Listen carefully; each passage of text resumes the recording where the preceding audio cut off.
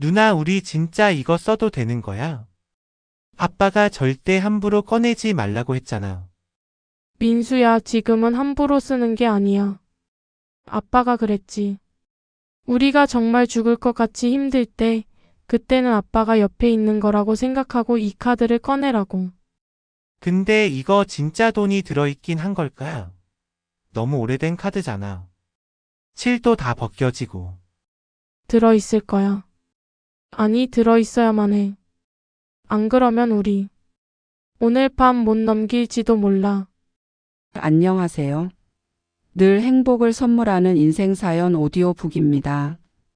행복한 인생사연 시작 전 구독과 좋아요 한번 부탁드립니다. 여러분들의 사랑은 저에게 큰 힘이 됩니다. 시청해 주셔서 감사합니다. 집안을 가득 채웠던 무겁고 서늘한 향냄새가 채 가시기도 전에 찾아온 것은 지독할 정도의 정적이었습니다. 불과 며칠 전까지만 해도 거칠지만 규칙적인 아빠의 숨소리가 들려오던 방 안은 이제 차가운 장판 바닥에 냉기만이 가득했고 그 위로 뽀얗게 내려앉은 먼지들이 주인을 잃은 방의 슬픔을 대신 말해주고 있었습니다. 9살인 나의 기억 속 장례식은 온통 검은색뿐이었습니다. 검은 옷을 입은 낯선 사람들이 우리 남매를 안쓰러운 눈길로 바라보며 건네던 육개장 한 그릇, 그리고 앞으로 어쩌니라며 혀를 차던 그 소리들. 하지만 그 떠들썩하던 소음들이 썰물처럼 빠져나간 뒤 세상에 오직 7살 난 동생 민수와 나 단둘만 남겨졌다는 사실을 깨닫는 데는 그리 오랜 시간이 걸리지 않았습니다. 창틈으로 스며드는 칼바람이 낡은 문풍지를 사정없이 흔들며 기분 나쁜 울음소리를 냈습니다. 민수는 며칠째 세수도 하지 못한 꾀죄죄한 얼굴로 내 무릎을 베고 누워 있었습니다. 아이의 배에서는 연신 꼬르륵 소리가 났고 힘없이 축 늘어진 작은 손가락은 자꾸만 내 옷자락을 만지작거렸습니다. 부엌 싱크대 위에는 며칠 전 동네 아주머니가 가져다 주신 딱딱하게 굳은 찬밥 2덩이와 말라비틀어진 김치 몇 조각이 전부였습니다. 가스레인지 불을 켜보려 했지만 틱틱거리는 소리만 날 뿐 가스는 이미 끊긴 지 오래였습니다. 냉기가 가득한 방 안에서 민수의 손을 잡으면 마치 작은 얼음 덩어리를 쥐고 있는 것처럼 마음이 시려왔습니다. 누나, 나 배고파서 배가 아파. 아빠는 언제 와? 아빠 오면 우리 맛있는 거 먹는 거지. 민수의 목소리는 갈라진 논바닥처럼 푸석거렸습니다. 나는 대답 대신 민수의 머리를 더 깊이 끌어안았습니다. 아빠가 아프기 시작하면서부터 우리 집의 작은 냉장고는 조금씩 비어갔고 아빠가 40이라는 젊은 나이에 시한부 판정을 받고 세상을 떠난 지금은 정말 아무것도 남지 않았습니다.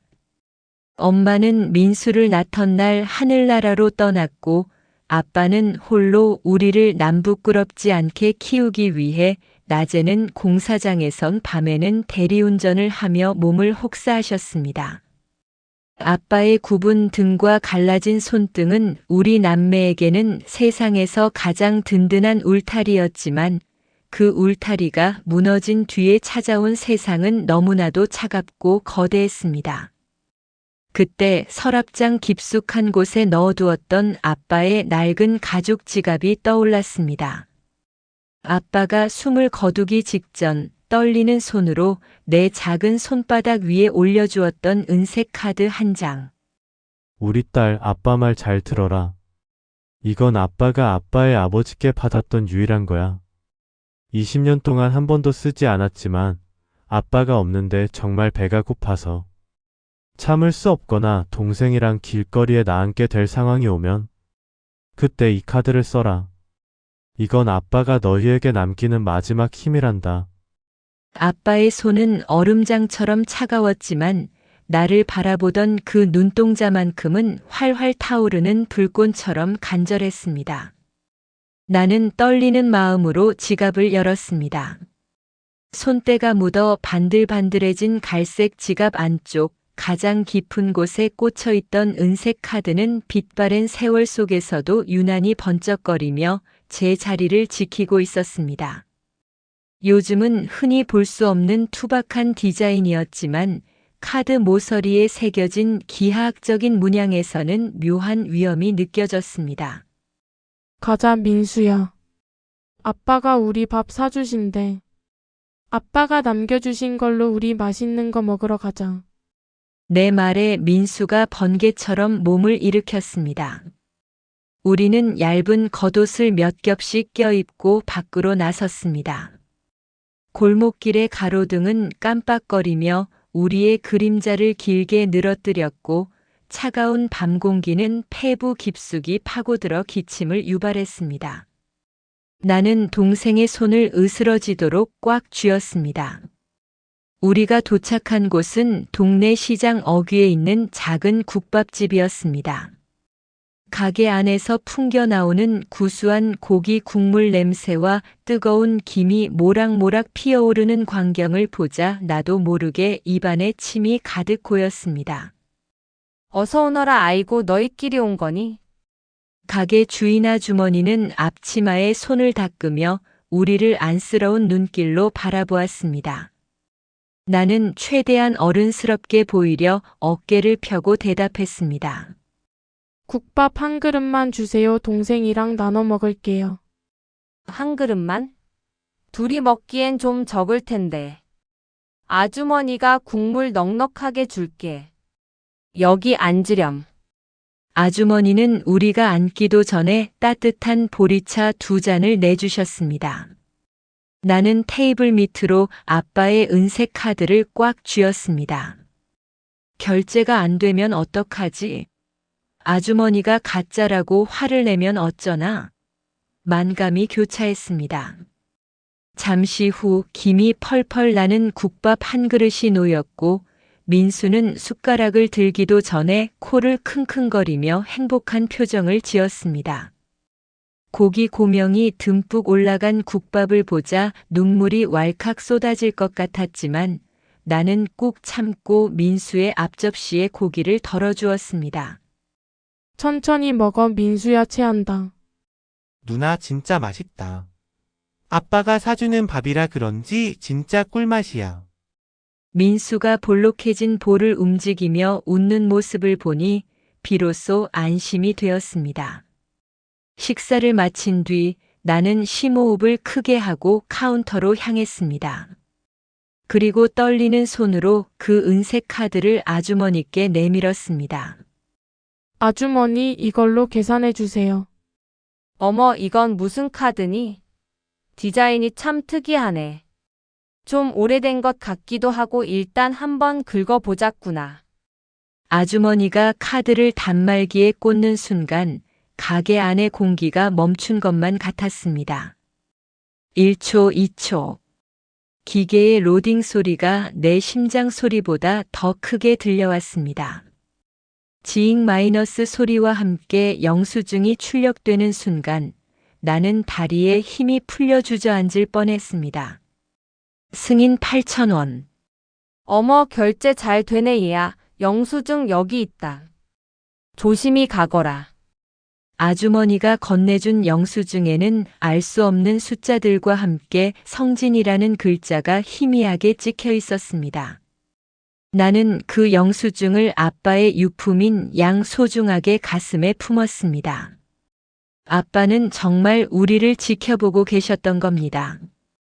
비록 몸은 곁에 없지만 이 작은 카드 한 장을 통해 우리에게 따뜻한 국밥 한 그릇을 먹여주신 것이라 믿었습니다. 하지만 우리는 알지 못했습니다. 이 낡은 국밥집 단말기에서 발생한 8,000원의 결제 내역이 대한민국에서 가장 높은 곳에 있는 누군가의 세상을 뒤흔들고 있다는 사실을 말입니다. 그 시각 도심 한복판에 우뚝 솟은 성진그룹 본사 88층 회장실. 20년 동안 단 한 번의 움직임도 없던 영구 정지 처리되지 않은 채 기적처럼 살아있던 단 하나의 특수 관리 계좌에서 결제 알람이 울려 퍼졌습니다. 회장님, 지금 방금 1번 카드가 승인되었습니다. 창밖의 화려한 야경을 무거운 표정으로 바라보던 백발의 노신사 강 회장이 번개처럼 몸을 돌렸습니다. 평소 얼음처럼 차갑던 그의 눈동자가 경련하듯 떨리고 있었습니다. 뭐라고? 지금 어디야? 어디서 결제가 된 거야? 내 아들 진우가 나타난 거냐? 아직 확실하지 않습니다만 경기도의 한 재래시장 근처 국밥집입니다. 결제 금액은 8,000원입니다. 강 회장의 손이 심하게 떨려 들고 있던 찻잔이 바닥으로 떨어져 박살이 났습니다. 20년 전 아버지처럼 살지 않겠다며 단돈 10,000원 한 장 받지 않고 집을 나갔던 외아들. 그 아들이 가져갔던 유일한 물건이자 강 회장이 아들에게 준 마지막 보험이었던 그 은빛 카드. 아들은 20년 동안 단 한 번도 그 카드를 쓰지 않았습니다. 노숙을 하고 막노동을 하며 끼니를 굶을지언정 아버지의 그늘로 돌아오지 않겠다는 아들의 서슬퍼런 자존심이 담긴 카드였습니다. 그런데 그 카드가 20년 만에 그것도 고작 8,000원이라는 금액으로 세상을 향해 신호를 보낸 것입니다. 당장 차 대기시켜. 헬기를 띄우든 모든 수단을 동원해. 그 식당 근처 CCTV 다 뒤지고 결제한 사람 찾아내. 내 아들이야. 진우가 드디어 나를 용서하고 연락을 한 거라고. 강 회장의 목소리는 이미 울먹임으로 가득 차 있었습니다. 그는 비틀거리는 걸음으로 회장실을 박차고 나갔습니다. 다시 낡은 빌라촌 골목길. 배를 든든히 채운 민수는 내 손을 잡고 폴짝폴짝 뛰며 노래를 흥얼거렸습니다. 하지만 나는 왠지 모를 위압감에 자꾸만 뒤를 돌아보게 되었습니다.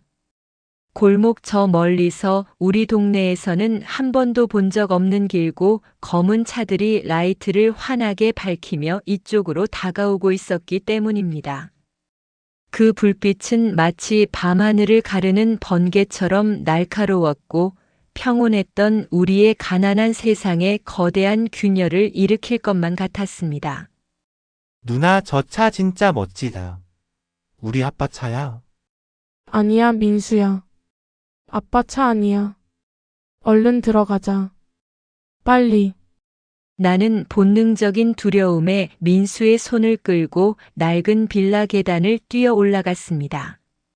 심장이 입 밖으로 튀어나올 것만 같았습니다. 아빠가 남긴 그 카드가 어쩌면 우리가 감당할 수 없는 거대한 운명의 문을 열어버린 것은 아닐까 하는 불길한 예감이 머릿속을 스쳤습니다. 우리가 현관문을 닫고 숨을 몰아쉬는 순간 빌라 앞마당에는 끼잉 마이너스 소리와 함께 검은 세단 대여섯 대가 일제히 멈춰 섰습니다. 정적만이 감돌던 골목은 순식간에 문을 닫는 소리와 절도 있는 발소리로 가득 찼습니다. 그리고 잠시 후 우리 집 문 앞에서 멈춘 발소리. 똑똑똑. 아주 조심스럽지만 거부할 수 없는 힘이 담긴 노크 소리가 낡은 문을 타고 전해졌습니다. 나와 민수는 서로를 꼭 껴안은 채 숨을 죽였습니다. 20년간 아빠가 그토록 지키려 했던 비밀, 그리고 우리가 알지 못했던 아빠의 진짜 모습이 그 문 너머에서 우리를 기다리고 있었습니다. 낡은 현관문 너머로 들려오는 낯선 발소리는 마치 거대한 짐승의 발걸음처럼 묵직했습니다.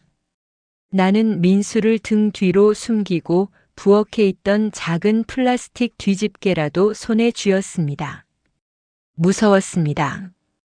아빠가 세상을 떠나고 나면 고아원에 보내진다는 동네 아이들의 놀림이 떠올라 혹시 우리를 잡으러 온 사람들일까봐 숨조차 크게 쉬지 못했습니다. 똑똑똑. 다시 한번 들려오는 노크 소리는 생각보다 정중했지만 그 뒤에 감춰진 위압감은 가난한 우리 집의 얇은 벽을 뚫고 들어오기에 충분했습니다. 나는 떨리는 목소리로 겨우 입을 뗐습니다. 누구세요? 밤늦게 남의 집에 오시면 안 돼요. 우리 아빠 금방 오실 거예요. 거짓말이었습니다. 아빠는 다시는 돌아오지 못할 먼 길을 떠났지만 나는 그 거짓말이라도 해야 우리 남매를 지킬 수 있을 것 같았습니다. 하지만 문 밖에서는 대답 대신 깊은 한숨 소리와 함께 떨리는 노인의 목소리가 들려왔습니다. 문 좀 열어다오. 너희를 해치러 온 게 아니란다. 아까 국밥집에서 은색 카드를 쓴 아이들이 맞느냐? 국밥집. 그 말에 나는 얼어붙었습니다. 아빠가 준 카드를 쓴 게 잘못이었을까요? 혹시 그 카드가 도둑맞은 카드라서 경찰이 찾아온 걸까요? 두려움이 머리끝까지 차올랐지만 도망칠 곳도 없었습니다. 나는 민수의 손을 꼭 쥐고 천천히 문고리를 돌렸습니다. 끼익 하는 날카로운 금속음과 함께 문이 열리자 복도에 가득 찬 검은 양복의 사내들과 그 중심에 선 노신사가 눈에 들어왔습니다. 노신사는 백발을 정갈하게 빗어 넘기고 고급스러운 코트를 입고 있었지만 그의 눈은 이미 눈물로 젖어 있었습니다. 그는 나를 보는 순간 마치 유령이라도 본 사람처럼 입을 벌린 채 굳어버렸습니다. 그의 시선은 내 얼굴 구석구석을 훑더니 이내 바닥에 떨어져 있던 아빠의 낡은 신발로 향했습니다. 진우야, 아니지. 내가 진우의 딸이구나. 아빠랑 눈매가 어쩌면 이렇게 똑같니? 그는 비틀거리며 집 안으로 들어왔습니다. 경호원들이 제지하려 했지만 그는 손을 저으며 거부했습니다. 좁고 곰팡내 나는 우리 집 거실을 둘러보던 그의 시선이 마침내 벽 한쪽에 놓인 작은 상 위에 멈췄습니다.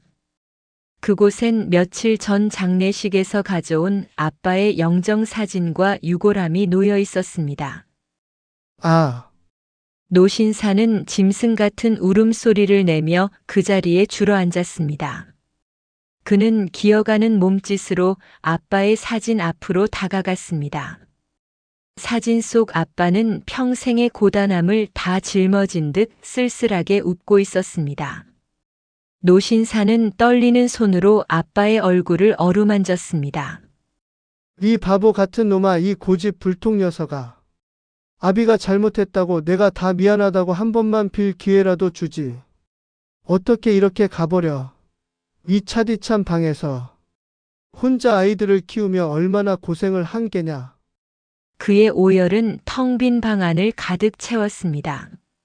나는 그가 누구인지 직감적으로 알 수 있었습니다. 아빠가 가끔 술에 취해 먼 산을 보며 말하던 다시는 돌아가고 싶지 않은 곳, 그리고 자신을 버린 아버지. 바로 우리 할아버지였습니다.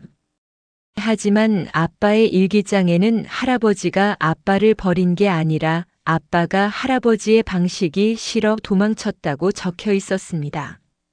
아빠는 자신의 힘으로 아이들을 키워내 할아버지 앞에 당당히 서고 싶어 했지만 병 많은 아빠에게 그 시간을 허락하지 않았습니다. 할아버지예요? 우리 아빠가 말했던 그 나쁜 할아버지예요? 내 날카로운 질문에 노신사의 울음이 멈췄습니다.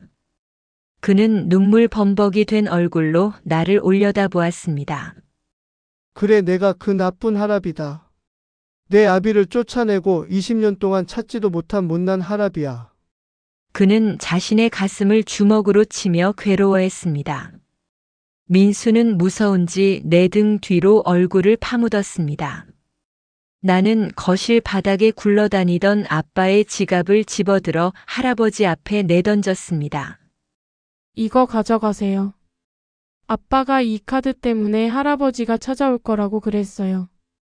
정말 힘들 때만 쓰라고 했는데 민수가 너무 배고파해서 어쩔 수 없었어요. 카드는 썼으니까 우리 아빠가 진 빚은 우리가 다 갚을게요. 그러니까 이제 나가주세요. 9살 아이의 입에서 나온 서슬퍼런 말에 할아버지는 가슴이 무너지는 듯한 표정을 지었습니다. 그는 바닥에 떨어진 카드를 줍지도 못한 채 그저 우리 남매를 멍하니 바라보았습니다. 그의 눈에는 미안함과 후회, 그리고 뒤늦게 찾아낸 혈육에 대한 애틋함이 뒤섞여 소용돌이치고 있었습니다. 한참을 그렇게 침묵이 흐른 뒤 할아버지는 천천히 몸을 일으켰습니다. 그는 경호원들을 시켜 차에 있던 따뜻한 음식들과 담요들을 들여오게 했습니다. 순식간에 차가웠던 방 안에 향기로운 음식 냄새가 퍼졌습니다. 민수는 배고픔을 참지 못하고 음식들을 쳐다봤지만 나는 끝까지 할아버지를 쏘아보며 민수의 손을 놓지 않았습니다. 안 먹어. 아빠가 그랬어. 공짜로 얻는 건 다 가짜라고. 우리 힘으로 살 수 있어요. 나의 완강한 태도에 할아버지는 옅은 미소를 지었습니다. 그 미소는 슬펐지만 한편으로는 대견해하는 기색이 역력했습니다. 진우가 자식 하나는 똑 부러지게 키웠구나. 그래, 그 자존심까지 제 아비를 쏙 빼닮았어. 할아버지는 무릎을 굽혀 내 눈높이를 맞췄습니다. 그의 눈에서 뚝 떨어지는 눈물방울이 내 손등에 닿았습니다. 뜨거웠습니다. 아빠의 눈물만큼이나 뜨거운 온도였습니다. 아가, 내가 너희에게 용서를 구하러 온 건 아니다. 그건 죽어서 내 아비를 만나면 그때 하마 하지만 이건 약속하마. 내 아비가 그토록 지키고 싶어 했던 너희들, 이제는 이 할아비가 목숨을 걸고 지키겠다. 너희는 이제 혼자가 아니야. 그는 내 손을 조심스럽게 감싸 쥐었습니다. 거칠고 투박한 아빠의 손과는 달랐지만 세월의 풍파를 견뎌온 노인의 손에서는 묵직한 신뢰가 느껴졌습니다. 나는 그 손을 뿌리치고 싶었지만 이상하게도 힘이 들어가지 않았습니다. 며칠 동안 긴장 속에 버텨왔던 내 마음의 성벽이 조금씩 무너져 내리고 있었습니다. 그날 밤 할아버지는 우리 집 앞에 차를 세워두고 밤새 떠나지 않았습니다. 마치 우리가 어디론가 사라질까봐 두려워하는 사람처럼 말입니다. 나는 민수를 재우고 어둠 속에서 창밖을 내다보았습니다. 가로등 불빛 아래 빛나는 검은 차와 그 안에서 아빠의 사진을 품에 안고 밤을 지새우는 할아버지의 실루엣이 보였습니다. 나는 결심했습니다. 아빠를 죽게 내버려둔 세상이 원망스럽고 이제야 나타난 할아버지가 밉지만 이대로 주저앉아 민수를 고생시킬 수는 없었습니다. 아빠가 남긴 카드가 할아버지를 불러왔다면 그것은 아빠가 우리에게 준 마지막 기회일지도 모른다는 생각이 들었습니다. 아빠, 나 할아버지 한번 믿어볼까? 민수 고기 실컷 먹여준다고 하면 나 나쁜 사람 손 한 번만 잡아봐도 돼? 나는 아빠의 유골함을 꼭 끌어안고 속삭였습니다. 대답 없는 방 안에서 밤바람만이 대답하듯 창문을 툭툭 건드리고 지나갔습니다. 슬픔의 나락에서 허우적거리던 우리 남매에게 이제껏 본 적 없는 화려하고도 험난한 새로운 세상의 문이 서서히 열리고 있었습니다. 그것은 아빠가 목숨과 맞바꾸어 지켜낸 우리들의 미래이자 20년 전 끊어졌던 혈연의 끈이 다시 이어지는 잔인하고도 아름다운 순간이었습니다. 하지만 나는 몰랐습니다. 할아버지의 등 뒤에 가려진 거대한 대기업의 그림자와 아빠의 존재를 지우려 했던 또 다른 가족들의 서슬퍼런 칼날이 우리를 기다리고 있다는 것을요. 할아버지를 따라가는 길이 꽃길일지 아니면 아빠가 도망쳐 나왔던 지옥의 시작일지. 나는 알 수 없었지만 내 손을 잡고 잠든 민수의 얼굴을 보며 입술을 깨물었습니다. 무슨 일이 있어도 내가 민수는 지킬 거야. 아빠처럼 혼자 아프게 두지 않을 거야. 어둠이 걷히고 새벽이 밝아오고 있었습니다. 할아버지가 보낸 비서들이 짐을 챙기기 위해 우리 집 문을 두드리는 소리가 들렸습니다.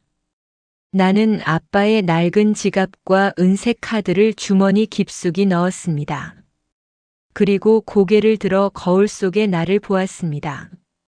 9살 아이의 눈에는 이미 서늘한 결의가 서려 있었습니다. 가요, 우리 할아버지 집으로. 그 한마디와 함께 낡은 달동네에서의 우리 삶은 마침표를 찍었습니다. 하지만 이것은 결말이 아니라 아버지가 남긴 유산을 둘러싼 거대한 전쟁의 시작이었습니다. 검은 세단은 소리 없이 미끄러졌고 창밖으로 보이던 낡은 전신주와 다닥다닥 붙은 달동네의 지붕들이 순식간에 사라지며 저 멀리 화려한 도심의 불빛이 우리를 집어삼키기 시작했습니다. 민수는 차 창문에 코를 박은 채 쉴 새 없이 변하는 바깥 풍경에 넋을 잃었지만 나는 무릎 위에 놓인 아빠의 낡은 지갑을 손이 하얘지도록 꽉 쥐고 있었습니다. 차 안에서는 은은한 가죽 냄새와 이름 모를 고급스러운 향기가 났는데 그것이 오히려 우리 남매가 이곳에 어울리지 않는 불청객이라는 사실을 일깨워주는 것 같아 가슴이 답답해졌습니다. 다 왔단다. 여기가 이제 너희가 지낼 곳이다. 할아버지의 목소리는 차분했지만 그 안에는 억누를 수 없는 긴장감이 서려 있었습니다. 차 문이 열리자마자 눈앞에 펼쳐진 것은 끝도 없이 높은 담장과 육중한 철문, 그리고 그 너머로 보이는 궁전 같은 저택이었습니다. 아빠와 살던 단칸방 10개를 합쳐놓은 것보다 더 커 보이는 현관문을 지나 안으로 들어서자 차가운 대리석 바닥이 신발도 신지 못한 우리의 발바닥을 타고 서늘한 기운을 전해왔습니다. 거실 한가운데에는 화려한 샹들리에가 보석처럼 빛나고 있었지만 그 빛 아래 서 있는 사람들의 눈빛은 얼음장보다 더 차가웠습니다. 고급스러운 정장과 화려한 드레스를 입은 남녀들이 우리를 마치 실험실의 쥐를 보듯 훑어내리고 있었고 그 중심에는 중년의 남성과 날카로운 인상의 여인이 팔짱을 낀 채 서 있었습니다. 아버님, 정말 제정신이세요? 20년 전 죽었다고 생각한 진우 오빠 자식이라니요. 유전자 검사도 안 끝난 애들을 이렇게 덥석 집안에 들이시면 어떡합니까? 여자의 목소리는 샹들리에의 유리 파편처럼 날카롭게 날아와 내 가슴을 찔렀습니다. 할아버지는 지팡이를 바닥에 강하게 내리치며 호통을 쳤습니다. 입 닥치지 못해. 내 아들 진우 얼굴을 빼다 박은 아이들이다. 혈육의 이끌림이라는 게 뭔지도 모르는 개냐. 혈육이라니요. 요즘 세상이 어떤 세상인데. 길거리에서 굴러먹던 애들이 카드 한 장 들고 왔다고 덥석 믿으시다니. 성진그룹 후계 구도가 우스우세요. 남자의 냉소적인 말투에 민수가 내 등 뒤로 바짝 숨어들며 내 옷자락을 바르르 떨었습니다. 나는 본능적으로 깨달았습니다. 이곳은 아빠가 말했던 따뜻한 집이 아니었습니다. 이곳은 아빠가 왜 그토록 숨을 헐떡이며 공사판을 전전하면서도 돌아오지 않으려 했는지, 왜 그 빛나는 카드를 아껴두다 죽기 직전에야 내게 쥐어주었는지 보여주는 전쟁터였습니다. 나는 민수의 손을 더 꽉 쥐고 고개를 바짝 쳐들었습니다. 할아버지가 우리를 지켜줄 수 있을지 모르겠지만 최소한 이 차가운 사람들에게 우리가 만만치 않다는 것을 보여줘야 했습니다. 우리 아빠는 굴러먹던 사람이 아니에요. 우리를 한 번도 굶긴 적 없고 남의 물건 탐내지 말라고 가르치셨어요. 할아버지가 오라고 해서 온 거지 우리가 이 집이 탐나서 온 게 아니란 말이에요. 내 당돌한 외침에 거실에는 찬물을 끼얹은 듯 정적이 흘렀습니다. 날카로운 눈매의 여자가 기가 찬다는 듯 헛웃음을 터뜨리며 내게 다가왔습니다. 어머, 얘 좀 봐, 말투 거친 것 좀 보게. 진우 오빠가 애들을 시장 바닥에서 키운 게 맞나 보네. 얘야, 내가 지금 누구 앞에서 소리를 지르는지 아니? 모르겠고 알 필요도 없어요. 아줌마야말로 우리 아빠 알아요? 아빠가 얼마나 아팠는지, 얼마나 우리를 사랑했는지 알지도 못하면서 함부로 말하지 마세요. 할아버지는 내 어깨를 지그시 누르며 싸늘한 눈빛으로 여자를 노려보았습니다. 그리고 비서를 불러 우리를 2층 방으로 안내하라고 지시했습니다. 오늘부터 이 아이들은 내 손주들로서 이 집에 머물 것이다. 토를 다는 자는 누구든 내 집에서 나가야 할 게 알겠나? 할아버지의 엄포 덕에 더 이상의 실랑이는 없었지만 우리가 2층으로 올라가는 계단을 밟을 때마다 등 뒤로 꽂히는 그 증오 섞인 시선들은 사라지지 않았습니다. 안내받은 방은 우리 옛집 전체보다 넓었습니다. 푹신한 침대와 따뜻한 조명, 그리고 산더미처럼 쌓인 새 옷들이 있었지만 민수와 나는 그 침대에 앉지도 못한 채 방구석에 멍하니 서 있었습니다. 누나 나 무서워. 저 아줌마 눈이 호랑이 같아요. 우리 그냥 다시 우리 집으로 가면 안 돼? 배고파도 거기가 더 좋은 것 같아요. 민수의 눈동자에 눈물이 그렁그렁 맺혔습니다. 나는 민수를 품에 꼭 안아주며 마음을 다잡았습니다. 도망치고 싶었습니다. 당장이라도 이 숨막히는 저택을 나가 아빠와 걷던 그 낡은 골목으로 달려가고 싶었습니다. 하지만 아빠가 남긴 일기장의 마지막 구절이 내 머릿속을 스쳤습니다. 아버지는 엄한 분이었지만 그분이 일군 성진은 피와 땀의 결정체다. 만약 내가 돌아가지 못한다면 내 아이들이라도 그 정당한 대우를 받으며 당당하게 살게 하고 싶다. 아빠는 우리가 이곳에서 정당한 대우를 받기를 원했습니다. 그것은 단순히 맛있는 것을 먹고 좋은 옷을 입는 것을 의미하는 게 아니었습니다.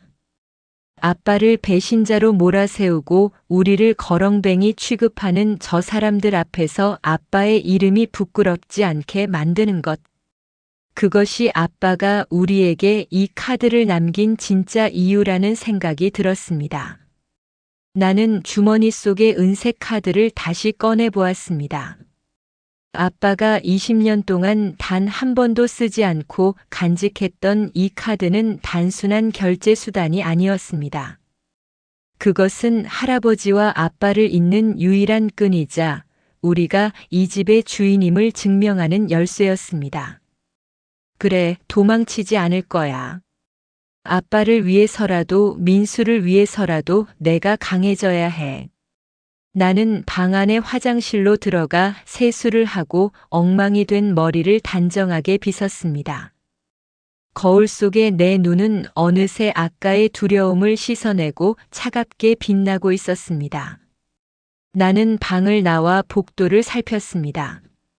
저 아래층에서는 여전히 고성이 오가고 있었습니다. 할아버지와 그 친척들이 우리 남매의 처우를 두고 싸우는 소리였습니다. 나는 비서들이 자리를 비운 틈을 타 할아버지의 서재로 향했습니다. 아빠가 어릴 적 공부했다던 그 방에 가면 무언가 단서가 있을 것 같았습니다. 어두운 복도를 지나 거대한 목재 문 앞에 섰을 때 안에서 할아버지와 비서의 대화가 들려왔습니다. 회장님, 아이들의 유전자 검사 결과가 나오기도 전에 저들이 움직일 겁니다. 특히 둘째 아드님 내외는 아이들을 고아원으로 보내려고 혈안이 되어 있습니다. 진우를 죽음으로 몰아넣은 것도 모자라 이제 그 새끼들까지 건드리려 드는구나. 내 눈에 흙이 들어오기 전까진 절대 안 돼. 내가 진우에게 줬던 그 1번 카드의 권한을 지금 즉시 복구해라. 그 카드는 성진의 후계자에게만 부여되는 상징이니까. 나는 문 밖에서 숨을 멈췄습니다. 아빠가 준 카드가 그런 엄청난 의미였다니. 만약 그 카드의 권한이 복구된다면 나와 민수는 더 이상 저들의 눈치를 보지 않아도 될 것입니다. 하지만 동시에 그것은 저들의 공격이 더 거세질 것임을 의미하기도 했습니다. 나는 조용히 방으로 돌아와 잠든 민수의 얼굴을 바라보았습니다. 이제 곧 폭풍이 몰아칠 것입니다. 할아버지는 우리를 지키려 하겠지만 할아버지도 모르는 곳에서 저들은 우리를 무너뜨릴 계획을 세우겠지요. 나는 아빠의 일기장 뒷면에 적혀 있던 아빠의 친구 박 아저씨의 연락처를 기억해냈습니다. 아빠가 언젠가 무슨 일이 생기면 이분에게 도움을 청해라라고 했던 유일한 조력자. 나는 저택 안의 전화를 사용하는 대신 내일 학교에 간다는 핑계로 밖으로 나가 아저씨를 만날 계획을 세웠습니다. 아빠는 늘 말했습니다. 말보다 행동으로 내 가치를 증명해라. 나는 저들이 우리를 무시하지 못하도록 그리고 할아버지가 우리를 신뢰할 수 있도록 내가 할 수 있는 모든 것을 동원하기로 마음먹었습니다. 비록 9살밖에 되지 않았지만 아빠와 함께 보낸 고단한 삶은 나를 일찍 어른으로 만들었습니다. 나는 서랍장에서 종이와 펜을 꺼내 아빠의 일기장에 있던 가계도를 그리기 시작했습니다. 누가 우리의 편인지, 누가 우리의 적인지 확실히 구분해야 했습니다. 할아버지는 우리의 방패가 되어주겠지만 검은 우리가 직접 쥐어야 했습니다. 나는 은색 카드를 침대 머리맡 가장 안전한 곳에 숨기고는 처음으로 그 화려한 침대 위에 몸을 뉘었습니다. 푹신한 이불이 몸을 감쌌지만 정신은 그 어느 때보다 또렷했습니다. 아빠 지켜봐줘. 내가 민수랑 아빠 자리 꼭 찾아올게. 창밖으로 비치는 달빛이 아빠의 사진을 은은하게 비추고 있었습니다. 내일부터 시작될 이 화려한 지옥에서의 싸움을 위해 나는 눈을 감고 폭풍 전야의 고요함을 온몸으로 받아들였습니다. 저택 지하 주차장에서는 여전히 검은 차들이 분주하게 움직이고 있었고 누군가는 전화를 걸어 우리 남매의 존재를 지우기 위한 음모를 꾸미고 있었지만 나는 더 이상 두렵지 않았습니다. 내 안에는 아빠의 고집스러운 자존심과 할아버지의 매서운 결단력이 동시에 흐르고 있었으니까요. 할아버지가 이른 아침 긴급한 이사회를 이유로 저택을 비우자마자 거대한 성체 같던 집안의 공기는 순식간에 차갑게 얼어붙었습니다. 할아버지라는 든든한 방패가 사라진 자리를 메운 것은 어제 보았던 그 날카로운 눈매의 여자 둘째 숙모였습니다. 그녀는 화려한 실크 가운을 걸친 채 우아하게 차를 마시고 있었지만 나를 바라보는 눈빛은 마치 먹잇감을 노리는 뱀처럼 집요하고 잔인했습니다. 민수는 아래층에서 비서들이랑 맛있는 거 먹고 있으니까 걱정 마라. 너랑 나 단둘이 할 이야기가 좀 있어서 불렀어. 그녀가 나를 데려간 곳은 햇살이 눈부시게 내리쬐는 설룸이었습니다. 하지만 그 화사한 햇살도 그녀의 주변에 감도는 서늘한 기운을 지우지는 못했습니다. 그녀는 테이블 위에 하얀 봉투 하나와 낯선 서류 몇 장을 툭 내던졌습니다. 이 안에 든 수표면 너랑 내 동생 평생 배 안 골고 살 수 있어. 지금 내가 있는 이 집, 이 옷, 이 음식들 다 내 것이 아니야. 꿈에서 깨야지. 아버님이 잠시 옛날 생각에 너희를 거두신 모양인데 유전자 검사 결과 나오면 너희는 바로 길거리로 쫓겨날 신세란다. 그 전에 이 서류에 지장 찍고 조용히 나가는 게 너한테도 좋을 거야. 나는 테이블 위에 놓인 수표를 가만히 내려다보았습니다. 아빠와 살던 시절에는 구경조차 할 수 없었던 0이 수없이 박힌 숫자들. 하지만 이상하게도 전혀 부럽거나 탐나지 않았습니다. 오히려 그 종이 쪼가리에서 나는 역한 냄새가 내 코를 찔렀습니다. 그것은 사람의 진심을 돈으로 사려는 자들의 비겁한 악취였습니다. 아빠가 그랬어요. 자존심은 팔라고 있는 게 아니라 지키라고 있는 거라고요. 아줌마가 주시는 이 돈, 우리 아빠 목숨값이랑 바꾸라는 건가요? 내 대답에 여자의 눈썹이 움찔거렸습니다. 그녀는 찻잔을 탁 소리나게 내려놓으며 내 앞으로 상체를 바짝 밀착시켰습니다. 말대답 꼬박꼬박 하는 것 좀 봐. 그래, 내 아비가 그렇게 가르쳤니? 자존심 세우다가 결국 차가운 방에서 혼자 죽어간 그 못난 인간이? 정신 차려, 꼬마야. 내가 여기서 버티면 내 동생은 어떻게 될까? 이 험한 집구석에서 사고라도 나면 그때 가서 후회할래? 동생의 이름을 입에 올리는 그녀의 목소리에 내 심장이 떨려왔습니다. 그녀의 위협은 단순한 경고가 아니었습니다. 실제로 이 집안 곳곳에는 우리를 감시하는 눈들이 가득했고 할아버지가 없는 틈을 타 무슨 일이 벌어져도 이상하지 않을 분위기였습니다. 내가 입술을 꽉 깨물고 아무 말도 하지 못하자 그녀는 승기를 잡았다는 듯 비릿한 미소를 지었습니다. 바로 그때였습니다. 선룸의 육중한 유리문이 열리고 한 남자가 정중하게 고개를 숙이며 걸어 들어왔습니다. 그는 할아버지 곁을 지키던 비서들과는 조금 다른 느낌의 나이가 지긋하고 인자한 인상의 신사였습니다. 사모님, 회장님께서 아이들을 서재로 데려오라고 지시하셨습니다. 뭐? 아버님은 이사회 가셨잖아. 김 실장, 지금 감히 누구 명이라고 거짓말을 하는 거야? 숙모라 불리는 여자가 날카롭게 쏘아붙였지만 김 실장이라 불린 남자는 눈 하나 깜짝하지 않고 내 곁으로 다가왔습니다. 그는 내 어깨에 손을 얹었는데 그 손길이 어젯밤 할아버지가 보여준 온기보다 훨씬 더 깊고 익숙한 무언가를 담고 있었습니다. 회장님께서는 이사회를 취소하고 돌아오시는 길입니다. 그리고 사모님께 전해달라고 하셨습니다.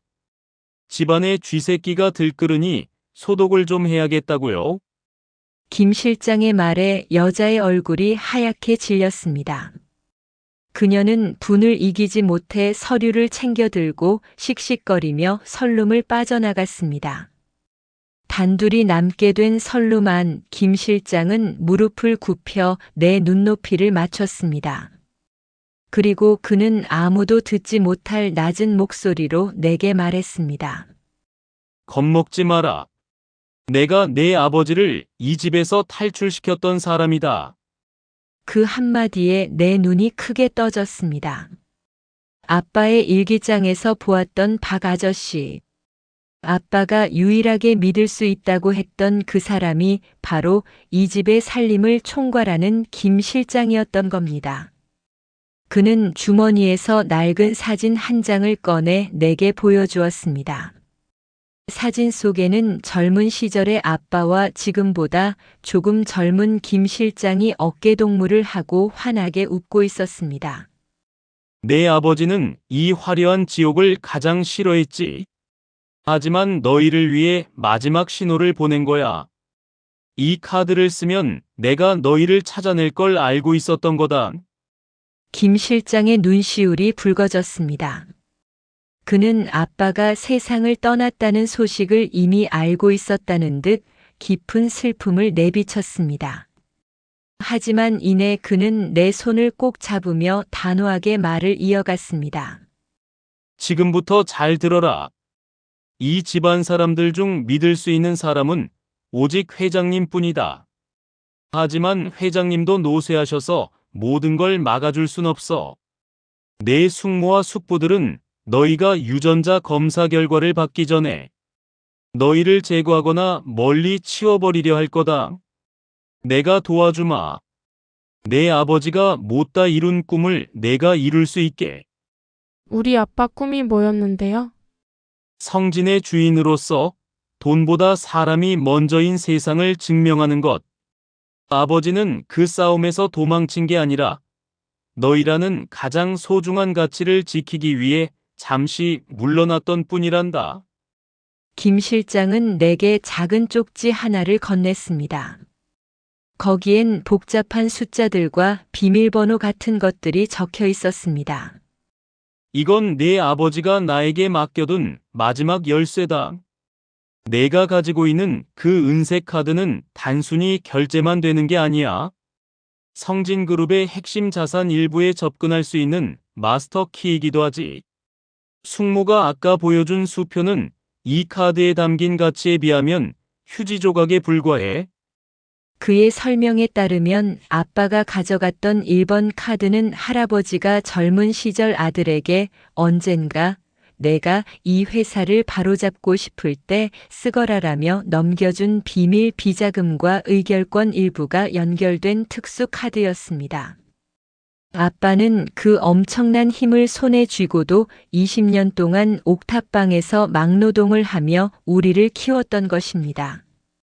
그 카드를 쓰는 순간 자신의 존재가 노출될 것을 알았기에, 그리고 자신의 힘으로 당당히 아이들을 키우고 싶어 했기에 참아온 눈물의 세월이었습니다.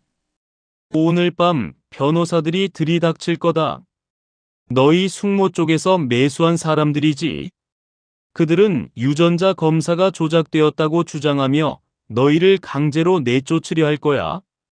그때 이 쪽지에 적힌 번호로 전화를 걸어라. 내 아버지가 미리 준비해둔 진짜 지원군들이 나타날 게다. 김 실장은 민수를 데리고 방으로 돌아가라고 했습니다. 나는 떨리는 마음을 다잡으며 민수가 있는 아래층으로 향했습니다. 민수는 아무것도 모른 채 비서가 내어준 케이크를 맛있게 먹고 있었습니다. 동생의 입가에 묻은 크림을 닦아주며 나는 결심했습니다. 김 실장이라는 든든한 조력자가 나타났지만 결국 이 판을 흔드는 것은 나여야 했습니다.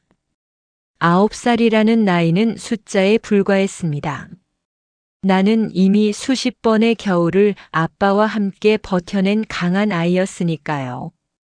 밤이 깊어지자 김 실장의 예언대로 저택 앞에 여러 대의 차가 도착하는 소리가 들렸습니다.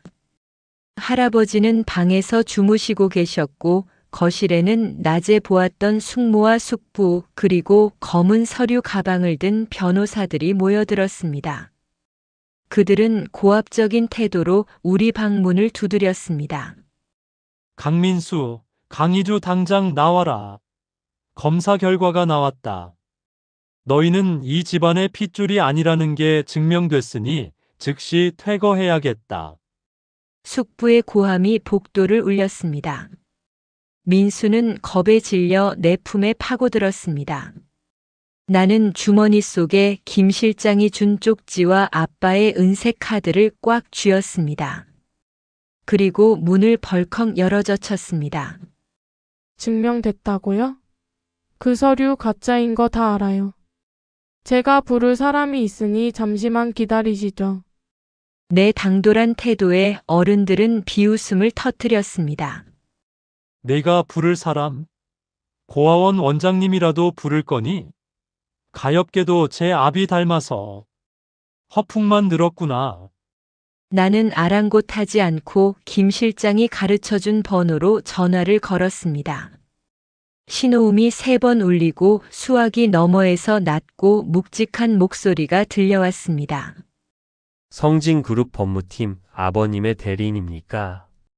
아니요, 저는 강진호의 딸 강희주예요. 아빠가 남긴 1번 카드를 활성화하고 싶어요. 지금 당장요. 내 말이 끝나기가 무섭게 거실 한복판에 있던 대형 화면이 켜지며 실시간 금융 데이터가 요동치기 시작했습니다. 숙부와 숙모의 휴대폰이 동시에 울려댔고 그들의 얼굴은 순식간에 잿빛으로 변했습니다. 이게 뭐야? 왜 갑자기 법인 계좌가 동결된 거지? 그때 저택의 현관문이 다시 한번 열리고 낯선 남녀들이 쏟아져 들어왔습니다.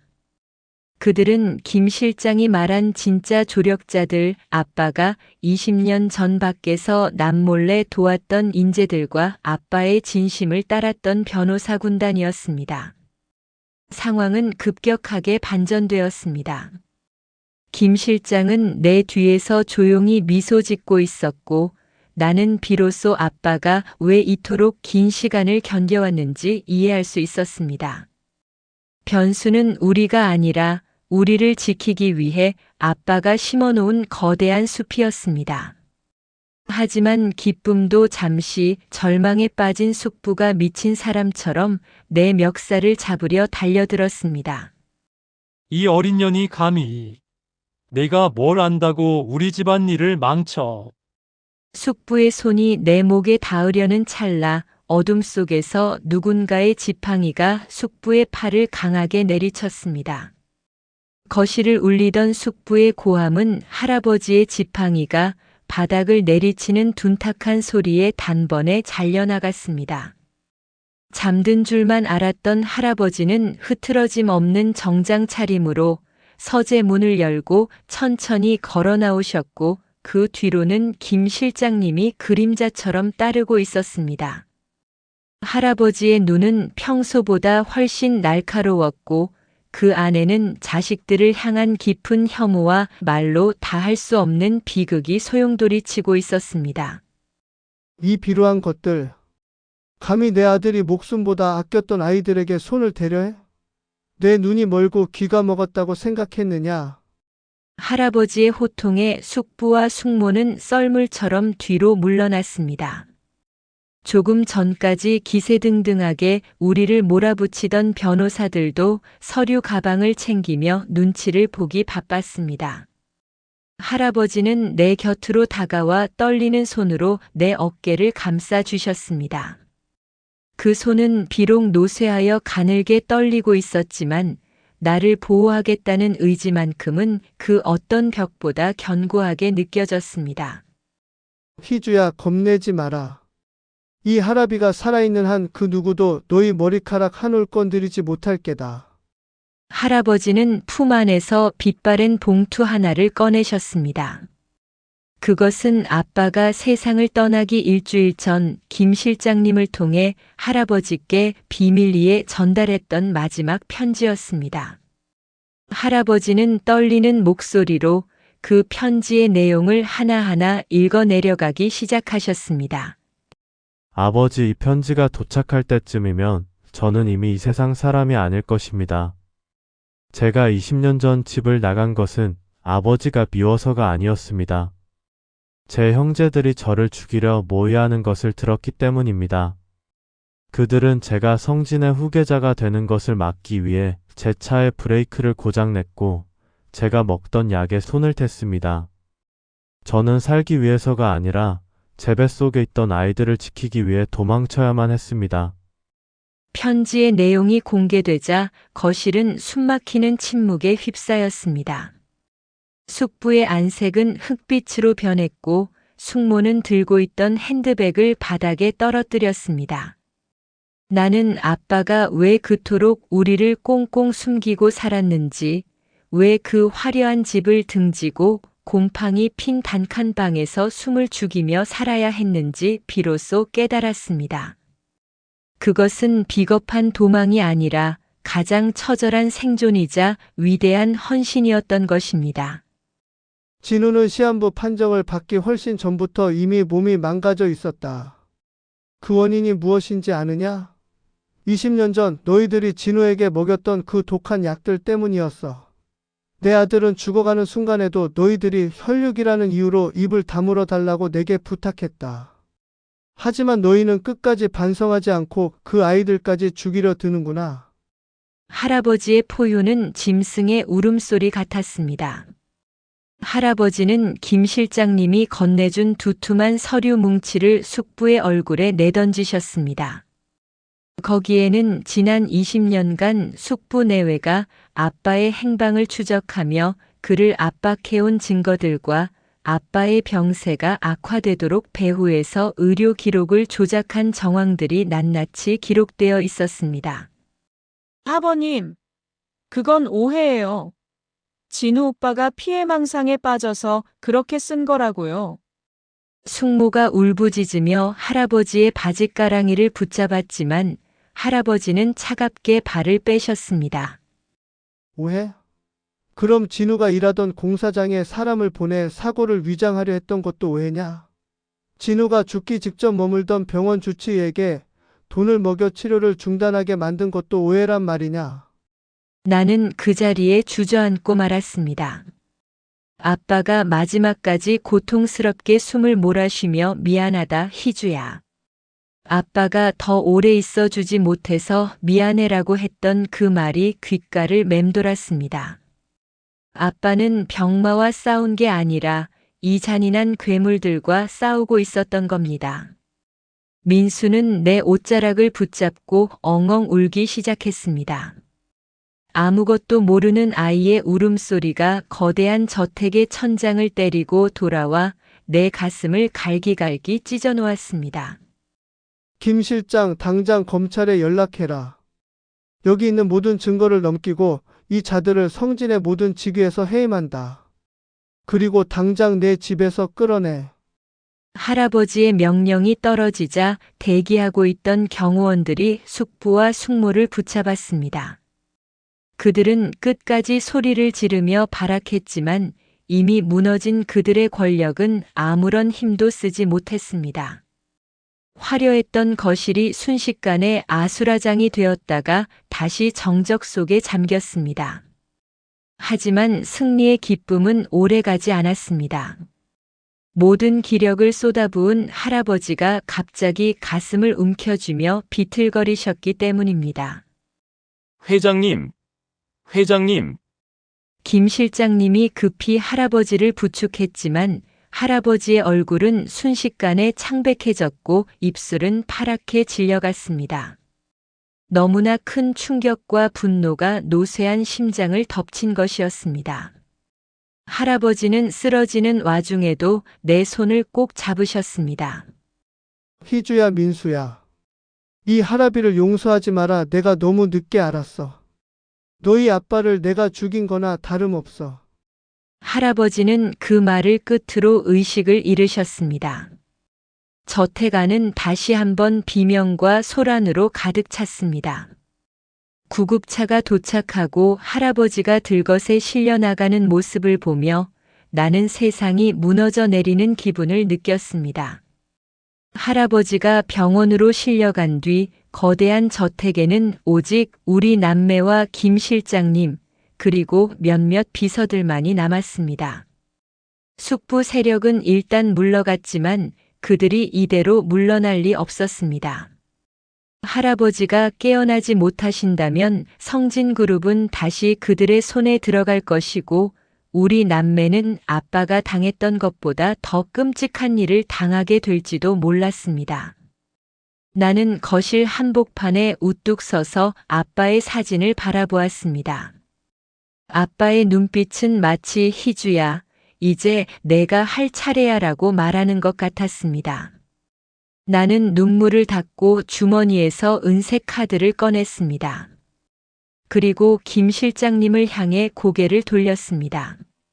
실장님, 아까 말씀하신 그 마스터 키의 권한 지금 당장 전부 활성화해 주세요. 할아버지가 깨어나실 때까지 제가 성진을 지킬 거예요. 저들이 아빠에게 했던 짓 그대로 돌려줄 거예요. 나의 차가운 선포에 김 실장님은 잠시 놀란 표정을 지으셨지만 이내 정중하게 고개를 숙였습니다. 알겠습니다, 아가씨.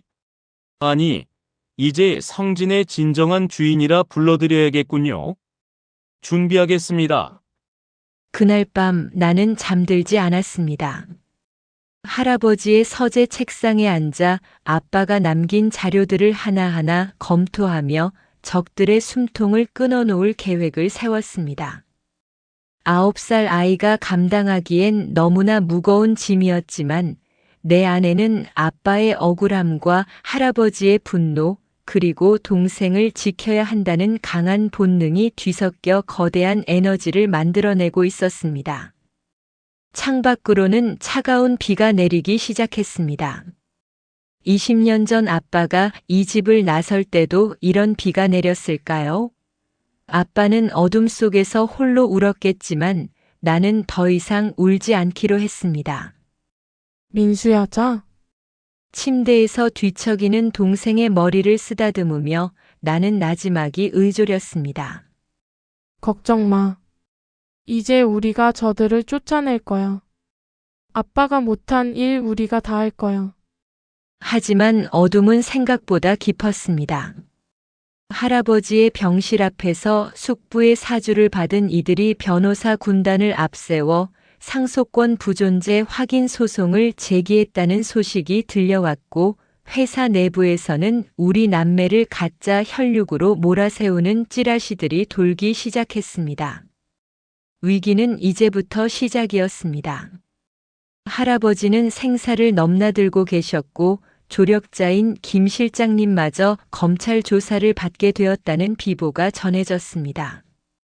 저택의 불빛은 하나둘 꺼져갔고 우리는 다시 세상에 우리 둘만 남겨진 것 같은 지독한 고립감에 휩싸였습니다. 나는 은색 카드를 손바닥이 찢어질 정도로 꽉 쥐었습니다.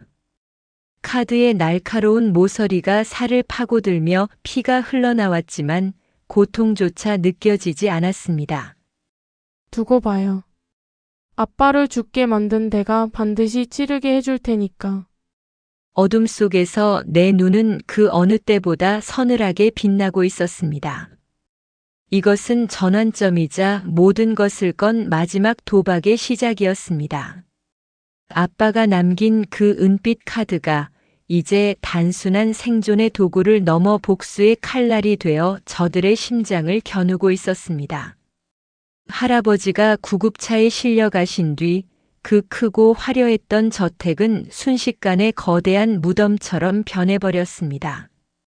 정원을 밝히던 조명들이 하나둘 꺼지고 복도를 가득 채웠던 비서들과 경호원들도 누군가의 지시를 받은 듯 자취를 감췄습니다. 칠흑 같은 어둠 속에서 오직 나와 민수 두 사람의 거친 숨소리만이 텅 빈 거실을 울리고 있었습니다. 누나 나 무서워. 불이 왜 안 들어와? 할아버지는 언제 오셔? 민수는 내 허리를 꼭 껴안은 채 덜덜 떨고 있었습니다.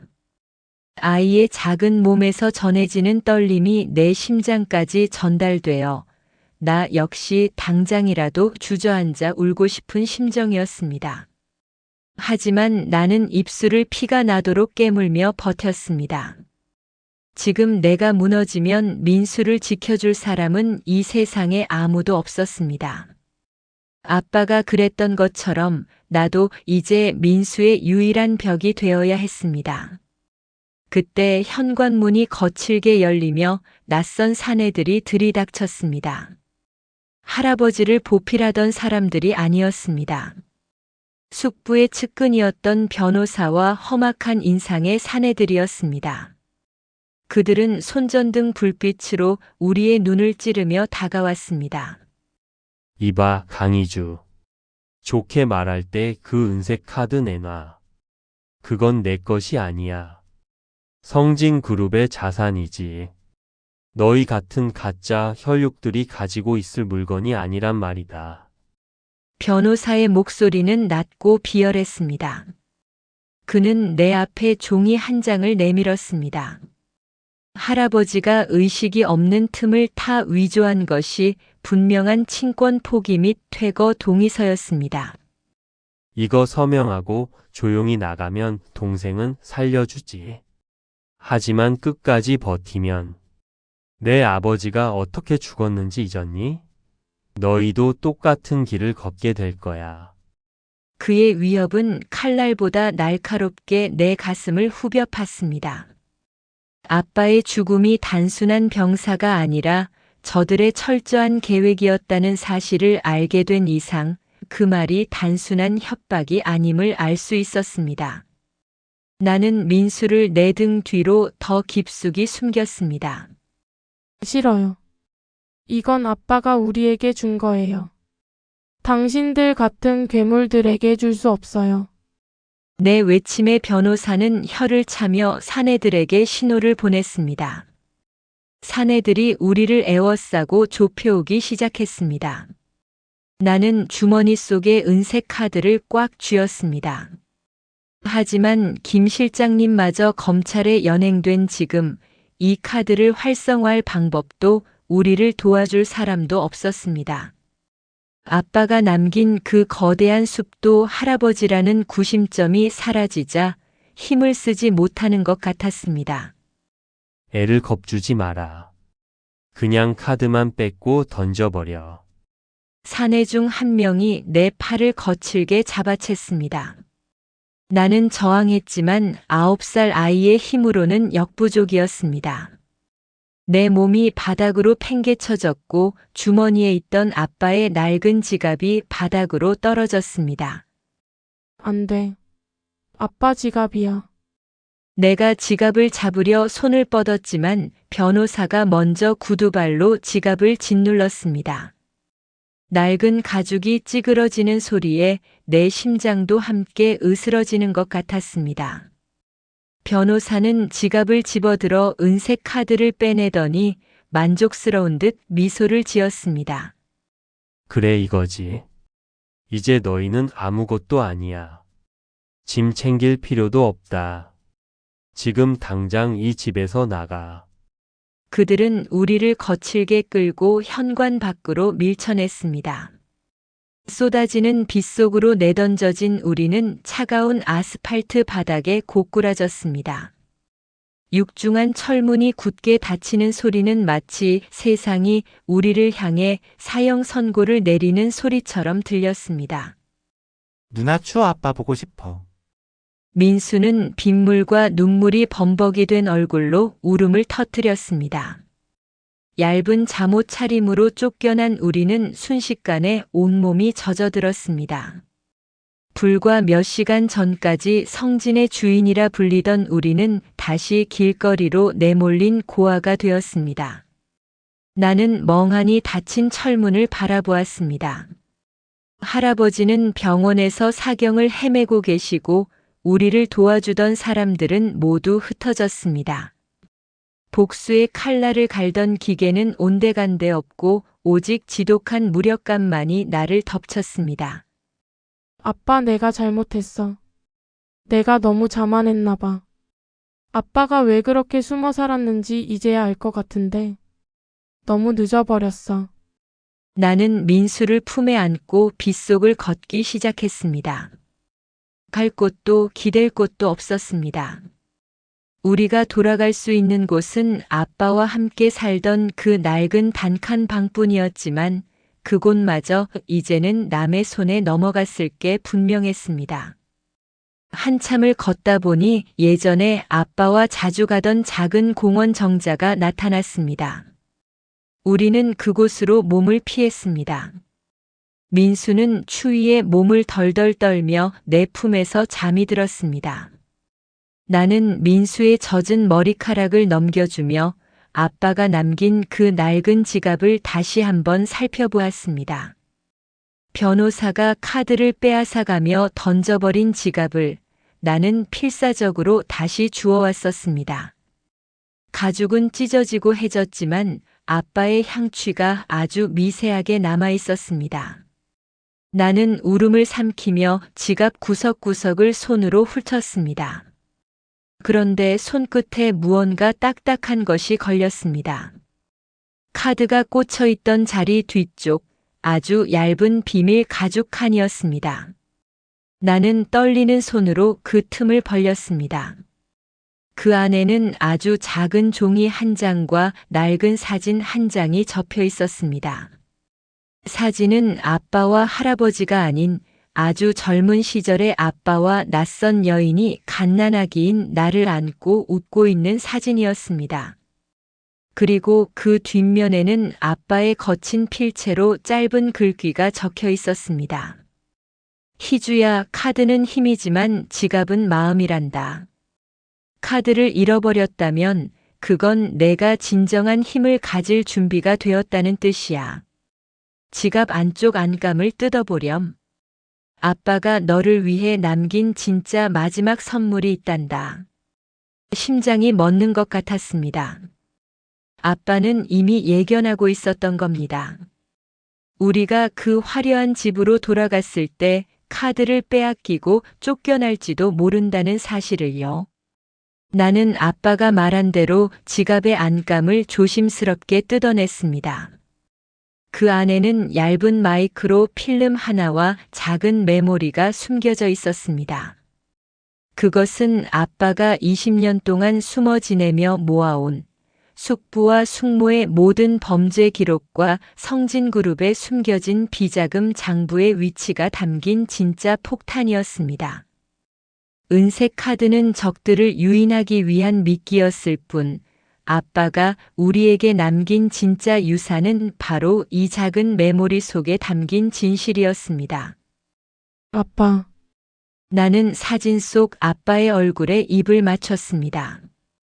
아빠는 우리를 버린 것도 무책임하게 떠난 것도 아니었습니다.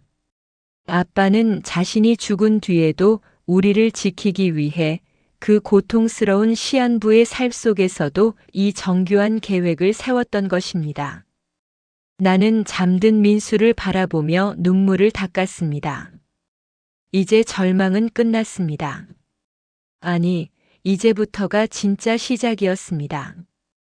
적들은 은색 카드를 손에 넣었다고 승리에 취해 있겠지만 그 카드는 이제 아무런 힘이 없는 빈 껍데기에 불과했습니다. 나는 공원 공중전화로 달려갔습니다. 그리고 아빠가 일기장에 적어두었던 또 다른 번호, 김 실장님도 모르던 아빠의 최후의 보루인 새벽이라는 이름의 신문사 기자에게 전화를 걸었습니다. 여보세요. 강진우 씨의 딸입니다. 아빠가 말씀하신 새벽의 선물을 지금 전해드리려고 해요. 수화기 너머에서 잠시 침묵이 흐르더니 긴박한 목소리가 들려왔습니다. 기다리고 있었습니다. 지금 어디입니까?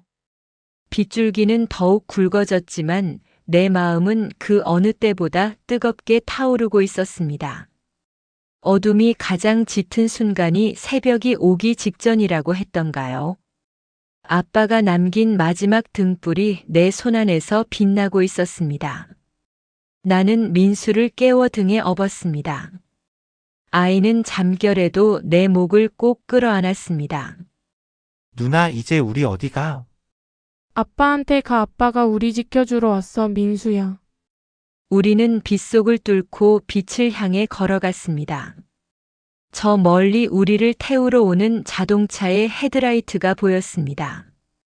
그것은 할아버지의 검은 세단보다 훨씬 작고 낡은 차였지만 우리에게는 그 어떤 배보다 튼튼한 구원선처럼 느껴졌습니다. 가장 어두운 절망의 끝에서 나는 비로소 아빠가 가르쳐준 진정한 강함이 무엇인지 깨달았습니다.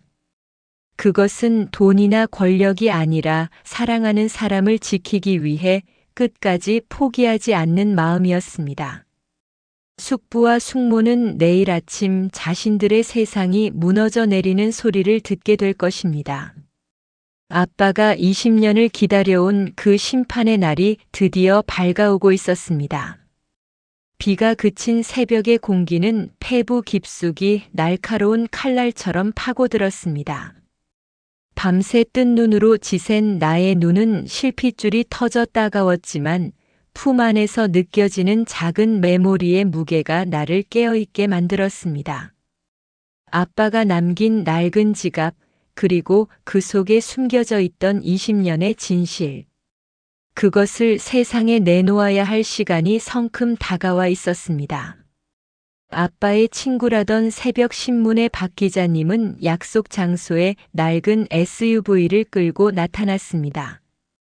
헝클어진 머리에 퀭한 눈을 한 그는 내 손에 들린 메모리를 확인하자마자 떨리는 손으로 담배를 입에 물었다가 이내 내 눈치를 보며 집어치웠습니다. 진우가 정말 이걸 남겼단 말이지? 자기가 죽은 뒤에 너희를 지킬 마지막 방패로. 박 기자님의 목소리는 젖어 있었습니다. 그는 차 안에서 노트북을 꺼내 메모리를 연결했습니다. 화면 위로 쏟아지는 수많은 문서와 녹취 파일들. 20년 전 아빠의 차를 고장냈던 정비소 직원의 자백 영상부터 최근 아빠의 치료를 방해하라는 숙모의 육성이 담긴 통화 기록까지. 그것은 단순한 증거가 아니라 사람의 탈을 쓰고 저지를 수 있는 가장 잔인한 배신의 기록이었습니다. 희주야, 준비됐니? 이 버튼을 누르는 순간 너희는 다시는 평범한 삶으로 돌아가지 못할지도 몰라. 성진이라는 거대한 괴물이 너희를 더 모질게 공격할 거다. 나는 잠든 민수의 머리를 조용히 쓰다듬었습니다. 동생의 고른 숨소리를 들으며 나는 아빠가 공사장에서 다친 다리를 절뚝이며 내게 사다 주었던 붕어빵의 온기를 떠올렸습니다. 그 따뜻한 마음을 짓밟은 사람들에게 아빠가 느꼈을 그 외로운 고통을 조금이라도 돌려줄 수 있다면 나는 무엇이든 할 수 있었습니다. 눌러주세요. 아빠가 원했던 건 우리가 숨어 사는 게 아니라 당당하게 아빠의 이름을 부르며 사는 거였으니까요. 나의 대답에 박 기자님의 눈빛이 달라졌습니다. 그는 즉시 신문사의 모든 네트워크를 가동했고 평소 성진그룹의 횡포에 이를 갈던 방송국 선후배들에게 연락을 돌리기 시작했습니다. 성진그룹 황태자의 20년 만의 귀환, 그리고 죽음 뒤에 숨겨진 추악한 진실이라는 제목의 속보가 인터넷 포털 사이트를 뒤덮는 데는 1시간도 걸리지 않았습니다. 아침 9시 성진그룹 본사 앞은 이미 구름처럼 몰려든 취재진과 카메라들로 가득 찼습니다. 숙부와 숙모는 자신들이 승리했다고 믿으며 당당하게 회장실을 점거하고 있었겠지만 로비 전광판에 박 기자님이 올린 기사가 실시간으로 송출되자 상황은 급변했습니다. 나는 박 기자님의 안내를 받아 마이크 앞에 섰습니다. 9살 아이가 감당하기엔 너무나 많은 카메라 플래시가 터졌습니다. 눈이 멀 것 같고 숨이 막혀왔지만 나는 아빠의 낡은 지갑을 꼭 쥐었습니다. 그 안감에서 흘러나온 아빠의 체온이 내 손바닥을 타고 심장으로 전해졌습니다. 제 이름은 강희주입니다. 며칠 전 세상을 떠난 강진호 씨의 딸입니다. 사람들은 우리 아빠가 집안을 배신하고 도망친 비겁한 사람이라고 말합니다. 하지만 여기 우리 아빠가 죽어가면서도 지키려 했던 진실이 있습니다. 나는 떨리는 손으로 메모리를 치켜들었습니다. 로비의 대형 화면에는 숙모가 의사에게 돈을 건네며 아빠의 약을 바꾸라고 지시하는 영상이 흘러나왔습니다. 취재진 사이에서 경악 섞인 탄성이 터져나왔습니다. 그 시각 회장실에서 이 광경을 지켜보던 숙부와 숙모가 경호원들을 이끌고 로비로 쏟아져 내려왔습니다. 그들의 얼굴은 공포와 분노로 일그러져 있었습니다. 이게 무슨 짓이야? 저건 다 조작된 거야. 당장 저 애를 끌어내. 저건 우리 집안 애가 아니라고 했잖아. 숙모가 비명을 지르며 나에게 달려들려 했지만 이미 분노한 시민들과 취재진이 그들의 앞을 가로막았습니다. 나는 도망치지 않고 숙모의 눈을 똑바로 쳐다보았습니다. 아빠가 마지막 순간까지 품었던 그 슬픈 눈빛이 아닌 모든 진실을 꿰뚫어보는 서늘한 눈빛으로 말입니다. 아줌마 아빠가 그랬어요. 사람은 속여도 하늘은 못 속인다고요. 이 카드가 가짜라고요? 아니요, 이 카드에 담긴 건 돈이 아니라 아빠가 우리를 사랑했던 마음이에요. 그리고 당신들이 저지른 죄의 대가고요. 내가 주머니에서 은색 카드를 꺼내 바닥에 내던졌습니다. 챙강하는 맑은 소리가 로비 바닥을 울렸습니다. 그 소리는 마치 숙부와 숙모가 쌓아 올린 거짓의 성벽이 무너지는 소리처럼 들렸습니다. 바로 그때였습니다. 내 주머니 속에서 할아버지의 비서실장님으로부터 전화가 걸려왔습니다. 스피커폰으로 들려온 목소리는 울먹임과 기쁨이 뒤섞여 있었습니다. 희주 아가씨, 회장님이 회장님이 깨어나셨습니다. 지금 TV를 보고 계세요. 당장 병원으로 오라고 하십니다.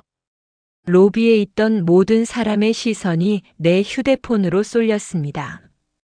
숙부와 숙모의 무릎이 바닥으로 꺾였습니다. 할아버지가 깨어나셨다는 것은 그들에게 사형 선고나 다름없었습니다. 할아버지는 의식이 없는 동안에도 자신의 아들이 남긴 그 진실의 목소리를 듣고 계셨던 겁니다. 병원으로 향하는 길은 멀고도 험난했습니다.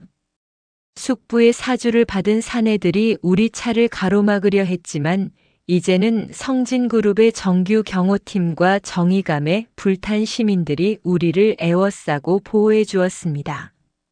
세상은 더 이상 우리 남매를 버려진 고아로 보지 않았습니다. 우리는 아빠의 자존심을 되찾으러 가는 어린 전사들이었습니다. 병원 복도에 도착했을 때 할아버지의 병실 문 앞에는 이미 검찰 수사관들이 대기하고 있었습니다. 숙부와 숙모는 수갑을 찬 채 복도 바닥에 주저앉아 있었고 나를 보자 숙모는 미친 사람처럼 소리를 질렀습니다. 너 때문이야. 너만 아니었으면 내 아비처럼 죽어버렸어야지. 나는 그녀의 곁을 지나치며 조용히 은조렸습니다. 아빠는 죽지 않았어요. 내 안에 그리고 이 진실 속에 살아계세요. 당신들은 평생 그 어둠 속에서 아빠의 이름을 무서워하며 살게 될 거예요. 병실 문을 열자 산소 마스크를 쓴 채 수척해진 할아버지가 눈을 뜨고 계셨습니다. 할아버지는 나를 보자마자 마스크를 벗으려 애쓰며 손을 내미셨습니다. 나는 달려가 할아버지의 주름진 손을 꼭 잡았습니다. 할아버지 죄송해요. 너무 늦었죠? 할아버지는 힘겹게 고개를 저으셨습니다. 그의 눈가에서는 굵은 눈물이 흘러내려 베개를 적셨습니다. 아니다, 희주야, 내가 내 아들을 살렸구나. 진우의 억울함을 내가 다 풀어주었어. 장하다, 내 강아지. 할아버지는 내 손을 잡은 채 한참을 우셨습니다. 그 눈물은 아들에 대한 미안함과 손주에 대한 기특함, 그리고 20년간 짊어지고 왔던 무거운 회한이 녹아있는 눈물이었습니다. 할아버지는 비서실장에게 명하여 아빠가 20년 동안 사용하지 않았던 그 1번 카드의 한도를 무제한으로 풀고 성진그룹의 모든 명예를 동원해 아빠의 장례를 다시 치르겠다고 선포하셨습니다. 그날 저녁 전국 뉴스에는 숙부와 숙모의 구속 소식과 함께 아빠의 사연이 대대적으로 보도되었습니다. 사람들은 옥탑방에서 막노동을 하며 아이들을 키워낸 어느 재벌가 아들의 고귀한 희생과 그 아빠를 위해 용기를 낸 9살 소녀의 이야기에 눈시울을 붉혔습니다. 나는 민수와 함께 할아버지의 병상 옆에 앉아 창밖을 내다보았습니다. 지독했던 폭풍우가 지나간 자리에는 맑은 밤하늘이 펼쳐져 있었고 저 멀리 아빠가 잠든 산 쪽에서는 따뜻한 바람이 불어오는 것 같았습니다. 누나, 이제 우리 안 무서워해도 돼. 저 나쁜 아줌마 아저씨들 이제 안 와. 응, 이제 안 와. 아빠가 다 쫓아버렸어. 할아버지랑 같이 우리 행복하게 살자. 민수는 할아버지의 품등에 머리를 기대고 평온하게 잠이 들었습니다. 나는 아빠의 낡은 지갑 속에 다시 메모리와 사진을 고이 접어 넣었습니다. 이제 이 지갑은 슬픔의 기록이 아니라 우리 가족을 다시 이어준 사랑의 증표였습니다. 갈등의 파도는 가라앉았고 진실의 빛은 어둠을 완전히 몰아냈습니다. 하지만 나는 알고 있었습니다. 이것이 끝이 아니라 아빠가 그토록 원했던 평범하고 당당한 삶을 향한 진짜 시작이라는 것을요. 아빠의 은색 카드는 이제 내 책상 깊숙한 곳에 보관될 것입니다. 다시는 배고픔 때문에 혹은 두려움 때문에 그 카드를 꺼낼 일이 없기를 바라면서 말입니다. 할아버지는 내 손을 잡은 채 나직하게 노래를 흥얼거리셨습니다. 아빠가 어릴 적 할아버지께 배웠다던 그 옛날 노래였습니다. 병실 안을 채우는 그 평화로운 선율 속에서 나는 비로소 아빠를 향해 작별 인사를 건넬 수 있었습니다. 아빠 이제 편히 쉬어. 우리가 아빠의 이름을 세상에서 가장 빛나게 만들었어. 사랑해 아빠. 창밖의 달빛이 유난히 밝게 빛나며 우리 세 사람을 따뜻하게 감싸 안았습니다. 모든 갈등이 폭발하고 진실이 승리한 클라이맥스의 밤, 우리는 비로소 진짜 가족이 되어 있었습니다. 지독했던 폭풍우가 지나간 자리에는 믿기지 않을 만큼 투명한 햇살이 내려앉았습니다. 성진그룹 본사 로비를 가득 메웠던 기자들도 우리를 잡아먹을 듯 노려보던 숙부와 숙모의 서슬 퍼런 기세도 이제는 먼지처럼 흩어져 사라졌습니다. 세상은 다시 고요해졌지만 그 고요함은 예전의 차가운 정적과는 달랐습니다. 그것은 모든 상처가 아물기 시작할 때 찾아오는 따스하고 묵직한 평화였습니다. 할아버지는 기적적으로 건강을 회복하셨습니다. 비록 예전처럼 정정하게 지팡이 없이 걸으시지는 못했지만 휠체어에 앉아 우리 남매를 바라보는 그 눈빛만큼은 세상 그 무엇보다 깊고 인자한 호수 같았습니다. 숙부와 숙모는 법의 심판을 받게 되었고 그들이 탐냈던 부와 권력은 모래성처럼 허망하게 무너져 내렸습니다. 하지만 그들의 몰락보다 내 마음을 더 가득 채운 건 이제야 비로소 아빠를 온전하게 보내줄 수 있다는 안도감이었습니다. 할아버지의 제안으로 우리는 아빠의 장례를 다시 치렀습니다. 20년 전 차가운 빛 속에서 누구의 배웅도 받지 못하고 떠났을 아빠를 위해 세상에서 가장 아름다운 꽃들이 가득한 언덕에 아빠의 자리를 마련했습니다. 하얀 국화꽃 향기가 진동하는 그곳에서 할아버지는 아빠의 묘비를 어루만지며 한참을 아무 말 없이 서 계셨습니다. 진우야, 내가 나보다 먼저 이곳에 올 줄은 꿈에도 몰랐구나. 이 못난 아비를 용서하지 마라. 내가 그 모진 세월을 버티는 동안 나는 이 화려한 껍데기만 지키고 있었어. 할아버지의 떨리는 목소리가 바람을 타고 흩어졌습니다. 나는 할아버지의 마른 손을 꼭 잡았습니다. 아빠가 그토록 그리워하면서도 차마 다가가지 못했던 그 손. 이제는 우리가 그 손을 대신 잡아드려야 했습니다. 민수는 아빠의 묘비 앞에 자신이 제일 아끼는 장난감 자동차를 가만히 내려놓았습니다. 아빠가 살아생전 사주지 못해 늘 미안해하던 선물이었는데 이제는 민수가 아빠에게 선물을 드리는 어른이 되어 있었습니다. 장례를 마치고 돌아온 저택은 더 이상 무서운 성곽이 아니었습니다. 아빠의 유품들을 정리하기 위해 들어선 아빠의 옛 방은 20년 전의 시간이 그대로 멈춰 있는 듯 했습니다. 할아버지는 아들이 돌아올 날만 기다리며 매일 아침 이 방을 청소하게 하셨다고 합니다. 책상 위에는 아빠가 즐겨 읽던 책들이 꽂혀 있었고 서랍장 안에는 아빠가 입던 교복과 낡은 야구 글러브가 가지런히 놓여 있었습니다. 그 서랍장 가장 안쪽 낡은 앨범 사이에 끼워져 있던 작고 두툼한 일기장 하나를 발견했습니다. 아빠가 집을 나가기 직전까지 기록했던 그리고 도망쳐 나와 우리를 키우며 몰래 적어 내려갔던 진짜 일기장이었습니다. 나는 침대에 걸터 앉아 떨리는 손으로 그 첫 페이지를 넘겼습니다.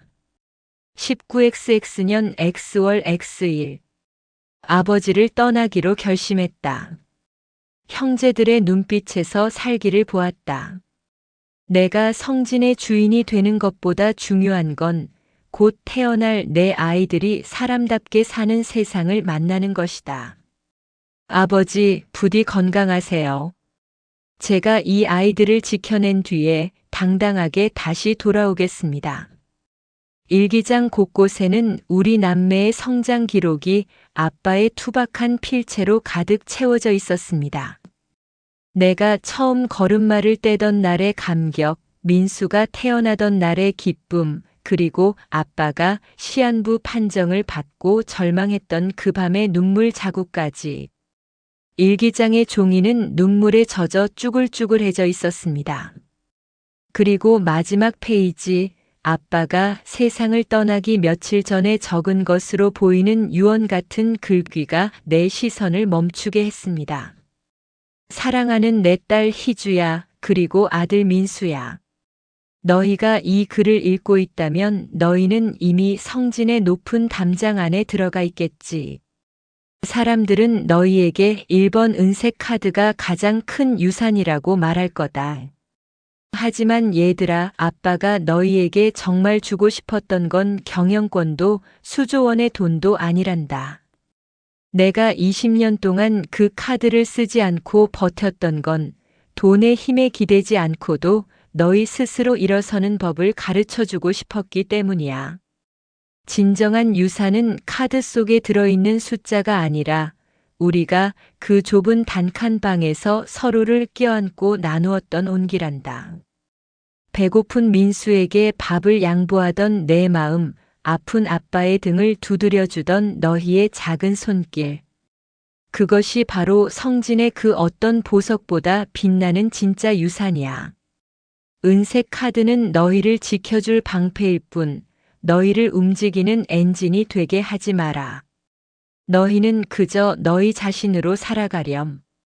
아빠는 하늘에서도 너희의 그 순수한 마음을 지키고 있을게. 일기장을 덮는 순간 참아왔던 눈물이 봇물 터지듯 쏟아졌습니다. 아빠는 우리를 부자로 만들기 위해 그 모진 세월을 견딘 게 아니었습니다. 우리가 돈의 노예가 되지 않기를, 어떤 상황에서도 인간의 존엄을 잃지 않는 단단한 사람이 되기를 바라셨던 겁니다. 할아버지가 우리에게 준 카드는 기회였지만 아빠가 우리에게 남긴 것은 삶의 자세였습니다. 나는 그날 이후 할아버지와 긴 대화를 나누었습니다. 그리고 우리는 아빠의 뜻을 받들어 중대한 결정을 내렸습니다. 아빠의 이름으로 된 진우재단을 설립하기로 한 것입니다. 아빠처럼 억울하게 꿈을 포기해야 했던 사람들, 복지 사각지대에서 굶주리는 아이들, 그리고 평생을 헌신하고도 버려진 시니어들을 위한 쉼터를 만드는 일이었습니다. 할아버지는 나의 결정에 흔쾌히 고개를 끄덕이셨습니다. 그래, 희주야. 내 아비가 살아있었다면 분명히 그렇게 했을 게다. 성진의 돈이 비로소 제 주인을 찾아가는구나. 시간은 화살처럼 흘러 어느덧 1년이 지났습니다. 이제 나는 성진그룹의 후계자 교육을 받으며 학교에 다니고 있습니다. 민수는 할아버지의 사랑을 듬뿍 받으며 구김살 없는 아이로 자라나 이제는 제법 의젓하게 할아버지의 휠체어를 밀어드리기도 합니다. 우리는 더 이상 배고픔에 떨지 않으며 누구의 눈치도 보지 않고 당당하게 아빠의 이름을 부르며 삽니다. 어느 노을 지는 오후 나는 민수와 할아버지를 모시고 아빠의 묘소를 다시 찾았습니다. 품 안에는 여전히 아빠의 낡은 지갑이 들어 있었습니다. 은색 카드는 이제 결제 도구가 아닌 아빠와의 약속을 상기시키는 징표로 지갑 깊숙이 보관되어 있었습니다. 아빠 나왔어. 아빠가 말한 대로 우리 잘하고 있지? 돈보다 소중한 게 뭔지 잊지 않고 있어. 민수도 이제 국밥 한 그릇 혼자 다 먹을 만큼 컸어. 바람이 솔솔 불어와 내 머리카락을 간지렸습니다. 마치 아빠가 잘했다, 내 딸이라며 머리를 쓰다듬어 주는 것만 같았습니다. 나는 눈을 감고 아빠와 함께 살던 그 낡은 단칸방의 냄새를 떠올려 보았습니다. 비록 가난하고 힘들었지만 아빠의 품 안에서 느꼈던 그 따뜻한 고동 소리야말로 지금의 나를 만든 가장 큰 힘이었습니다. 할아버지는 묘비 앞에 서서 지평선을 바라보며 나직하게 말씀하셨습니다. 진우야, 내가 남긴 씨앗들이 이렇게 예쁜 꽃으로 피어났단다. 이제 걱정 말고 편히 쉬어라. 남은 일은 이 할아비와 우리 아이들이 해나갈 테니까. 민수는 언덕 위를 뛰어다니며 나비를 쫓고 있었고 할아버지와 나는 그 뒷모습을 보며 미소 지었습니다.